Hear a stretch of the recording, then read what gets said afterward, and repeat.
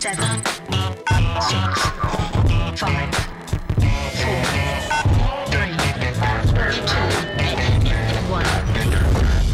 It's a beautiful and incredibly compelling story of Solomon Northup, a free black man and middle-class violinist who sold into slavery. It was a story that many never expected really to see in the big screen, and now will absolutely never be forgotten. And by Oscar standards, it's a movie that was made for a fraction of the big budget films in terms of cost. So joining us today is a young African-American filmmaker with a unique perspective on the movie. He'll also tell us a bit about his opinion as far as what this means for the future of cinema. Welcome, Taj Stansberry, everybody. Taj, thank you so much for joining us. Thank you. So, you know, 3 awards total for the film. Amazing. The speech by Lupita, that was really incredible, Amazing. Right? It is incredible, man.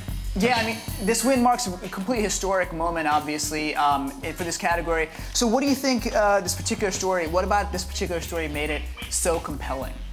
I think it's the fact that he was free and stolen back into slavery. And I feel like it was really compelling for the fact that we're free.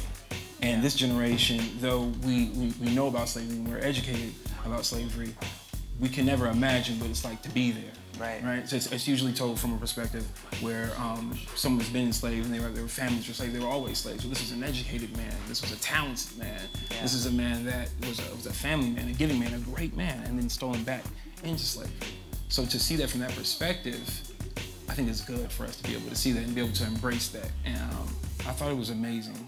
It's just an amazing film. Yeah, no, I think that you make a really good point in that sense, too. You know, we've seen historical films like Lincoln made for big budgets, and we don't really know that they had the same impact with the younger generation that this film did. Do you think that it had a strong impact with the younger generation? I think that this compared to Lincoln, you know what I think it is? It's like we grow up in school and, you know, we come up in school and like we get that American history on Lincoln. And we get like a lot of the same things, we hear it a lot and it's all over the place, the street names. So we don't really get to embrace slavery like that growing up and coming up in school, you know what I mean? At least I didn't. And it's just, the budget, I always tell my young directors, it's not all about the budget. It's about what you do with it. It's about what you do with it. Like, talent does not come with budget. Your gift does not come with budget, and how you impact people, it does not come with budget. Of course, there are a lot of things you can do with the budget.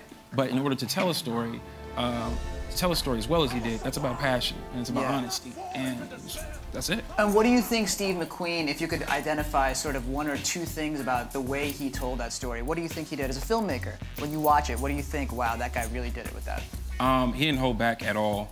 I mean, you know, like, I couldn't imagine what it was like for him to have to go through that entire process and making the film and coming up with that. But you look at the cinematography, I mean, there were just absolutely heartbreaking shots in there. And I've seen many films that were based on slavery, but it was the impact, the intimacy, the long limbs, the depth. It was right in your face. It was raw, like you could feel it.